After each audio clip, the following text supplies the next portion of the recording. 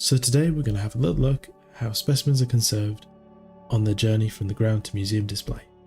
Myself and Alison at Manu Fossil Prep were recently a sponsor of the Hills Quarry Mammoth Graveyard excavation and helped train the conservation team volunteers on site.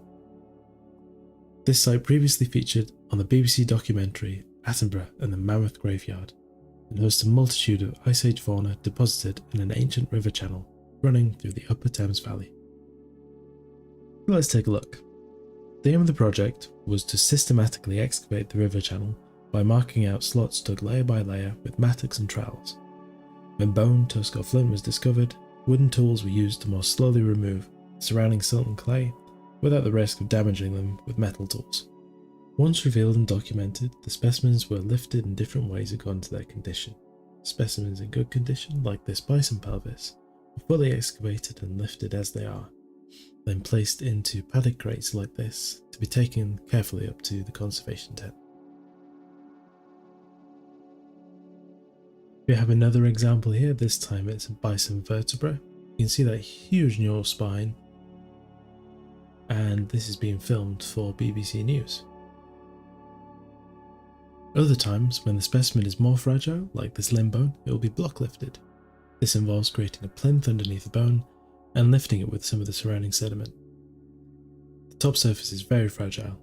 Any attempt to excavate this in the field could have led to it falling apart. Then, for the most fragile specimens like tusks and fragmentary bones, we plaster jacketed them. To do this, we mixed plaster of Paris to the consistency of lumpy porridge, then quickly wrapped them in strips of hessian soaked with this plaster.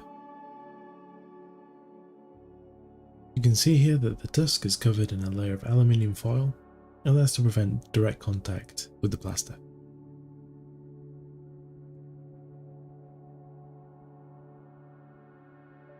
Several layers are applied until the specimen is covered and the jacket is solid enough to flip and carry out of the field. Up topside in the conservation tent, finds are recorded and cleaned further, with the loose mud being removed using wooden tools. Damp specimens are washed with water, but when specimens have dried somewhat, acetone is used to wash instead, to control the speed at which the specimens dry.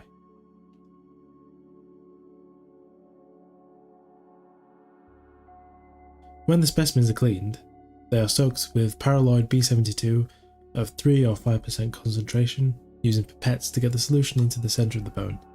This is used as a consolidant, adhering the specimen from the inside, and then a layer is applied to the outside to create a barrier against humidity.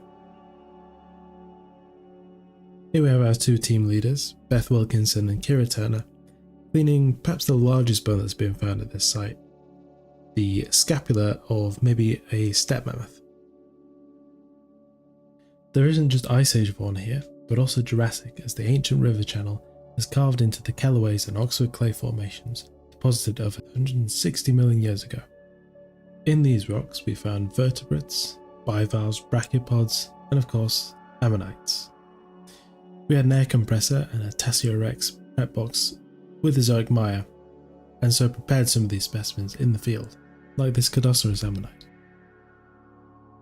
Many thanks to Hills Quarry Products for allowing us access to this amazing site, and to Sally and Neville Hollingworth for organising such an amazing dig. To our wonderful conservation team, and to everyone who helped volunteer their time to conserve this unique snapshot of ancient life.